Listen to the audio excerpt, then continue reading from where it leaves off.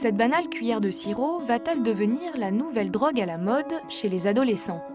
Les antitussifs ou médicaments utilisés contre la toux étaient déjà utilisés depuis plusieurs années par les toxicomanes comme produit de substitution, car ceux-ci contiennent du dextrométhorphane, appelé aussi DMX, un dérivé de la morphine. C'est la même famille que l'héroïne, que les opiacés. C'est un composant qui a un effet au niveau central, très efficace d'abord sur la douleur et incidemment sur, par exemple, la toux. Le problème, c'est que la consommation de ces produits est en train de s'élargir et touche les jeunes pour une consommation dite récréative. Ce phénomène, il est inquiétant parce qu'il touche des adolescents.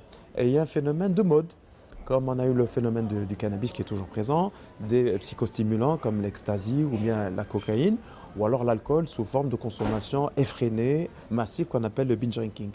Et quand un phénomène devient à la mode, c'est un phénomène qui se généralise assez vite. Sirop, pastilles, comprimés, il en existe sous différentes formes. Ils sont tous rangés derrière le pharmacien, car s'ils peuvent être délivrés sans ordonnance, ils ne sont pas pour autant en vente libre. Les pharmaciens ont donc été les premiers à repérer cet usage détourné. Les pharmaciens nous ont fait remonter leurs témoignages, donc en particulier qui expliquaient que des adolescents se présentaient à leur officine et demandaient plusieurs flacons de sirop ou de comprimés qui contenaient du dextrométhorphane. C'était des demandes un petit peu insistantes, c'était des demandes répétées, donc effectivement ça a un peu alerté le pharmacien. Les effets de ces médicaments sont très légers, ce qui pousse les consommateurs à augmenter les doses, et ce qui multiplie les risques. Il y a bien sûr un risque à abuser de ces produits. Donc le risque, c'est le risque. Déjà le risque extrême, c'est le décès. Mais on peut avoir des troubles respiratoires, on peut avoir des troubles de la conscience, des pertes de conscience, des troubles cardiaques. Et effectivement, dans les cas qui nous sont remontés, on a eu 2 cas d'adolescents qui se sont retrouvés en réanimation à l'hôpital parce qu'ils justement ils avaient abusé de ces médicaments. L'Agence nationale de sécurité du médicament a donc lancé une campagne de prévention à l'intention des professionnels de santé.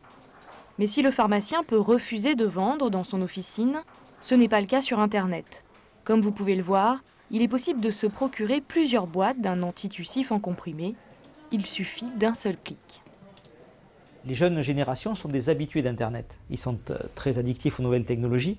Et quand ils ont repéré ça, évidemment, et ils savent que quand ils vont en pharmacie, ils vont se faire refouler. Quand ils ont une demande spontanée de ce type, ils passent obligatoirement par Internet.